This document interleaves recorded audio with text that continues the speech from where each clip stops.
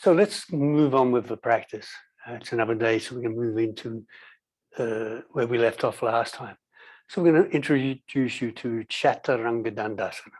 So Chatur in Sanskrit means four, Anga means the limbs or parts. So it's four parts of the body, and Danda is the state of the body, the stiffness or the support of the body, the strength in the body. And asana is, of course, posture. So it's Chaturanga Dandasana, four limbs on the ground with this strong body. So let me show you what it is, and I'll give you the transition from the beginning. So we're coming from Surya Namaskar.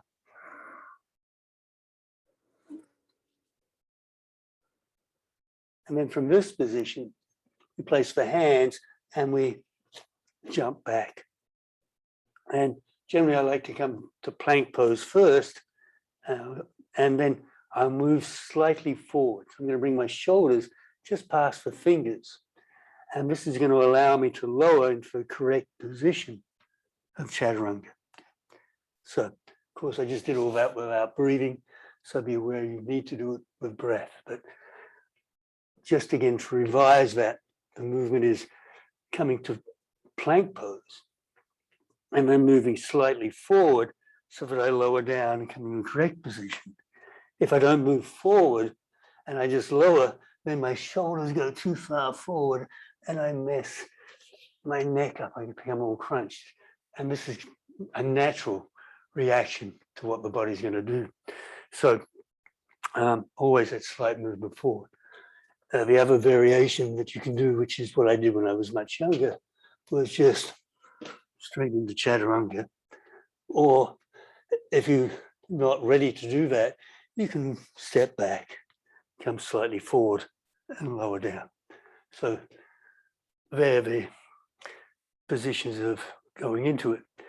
If we want to break it down and look at it, we'll start with the danda, the stiffness of the body. So an easy way of learning that is to come on your forearms. And first you just sink a little so the shoulders are loose and the shoulders come back. And what's important is that the elbow is directly underneath the shoulder.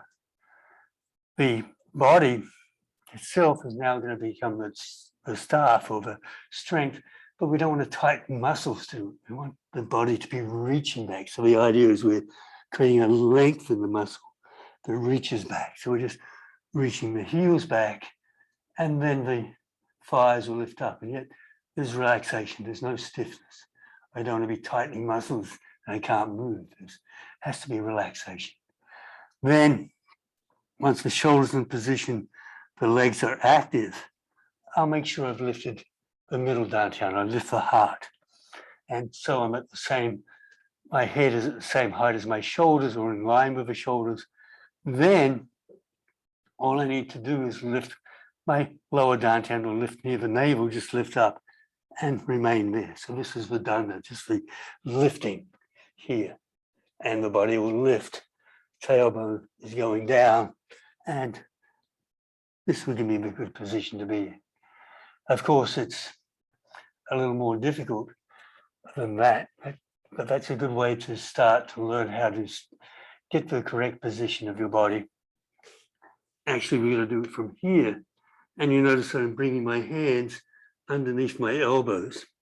And again, I'm adjusting the shoulders. So the shoulder heads are coming back. I again reach the legs back. So that reaching, toes down. Then I'll breathe in and lift up my shoulders to the same height as my elbows. Okay, same height. So this is a nice position to be in. And my hands are still soft, but as soon as I try to lift anything else, the action will automatically happen in the arms. I'll know exactly what to do. So I don't have to create any more strength than necessary. I don't have to force and push. I just lift the navel and the muscles I need will engage. So this is Chaturanga Dandasana. So common problem is that people want to lift up. They want to lift the body up instead of lifting the waist and being stable. in the upper body. So the upper body is stable. So I'm going to ask Helen to come in and see what we can do. So we're going to start here, hands underneath the elbows open. The first thing I want to do is pull the shoulder heads back. And I want this to be stable. I want it to come onto her toes and just reach back. So the reaching back is there, but there's still softness in the body. There's still a looseness in the way, not too tight. Then she can breathe in and lift her shoulders to the same height as the elbows. So this is already stabilized. It's already there. This doesn't have to move. Now the movement is the middle dantian and then lower dantian will lift. And there's the difficulty. And it's better than before, but she's struggling a little bit. Good, thank you. To start to learn the danda, and we're going to do it with a couple of blocks. So this is something you can do at home to learn the danda. You put the blocks down and lower down and place the shoulders on the blocks. And these are soft foam blocks, which are pretty good because you will take the pressure off the shoulders.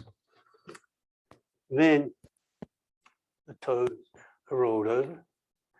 Again, the action is to reach from the middle dantian, reach for legs. So there's length coming from the middle dantian, reaching back. And again, there's softness. I'm going to just ask you to put the hands here, but don't touch, just touch with the fingertips and no pressure on the hands. They're just touching, they're relaxed, like a little butterfly resting on the floor. So you can lift middle dantian, now lift the lower dantian. And so all the pressure is going to be in the shoulders. So she lifts here, and this is going to start to give her the strength of the body. And she can actually lift her hands off of the floor. So she's actually learning to gain strength through the core of the body. Good. Thank you. So that's a good method of trying to learn the danda. The other things I already talked to you about, the position of the elbows and the arms, so that you're not pushing up, you're just straightening. You're just resting. The arms and the body is lifting and pivoting on the shoulder joint. So hopefully this helps you out in Chaturanga Dandasana.